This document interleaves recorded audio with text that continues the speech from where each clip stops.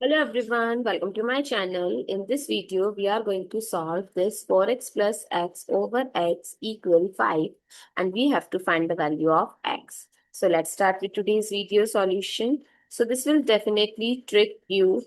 What many people do 4x plus x as 5x over x equal 5 over 1 and then do cross multiplication. Then 5x equal 5x. So our x can be 1, 2, 3, 4. So for every value, LHS must be equals to RHS. Or we can do like this.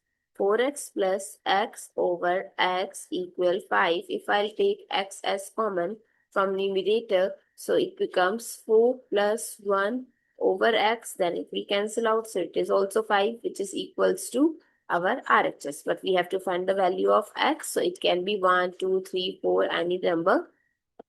I hope it's clear and you find it useful. So don't forget to share your feedback through like, share, comment, and subscribe to my channel.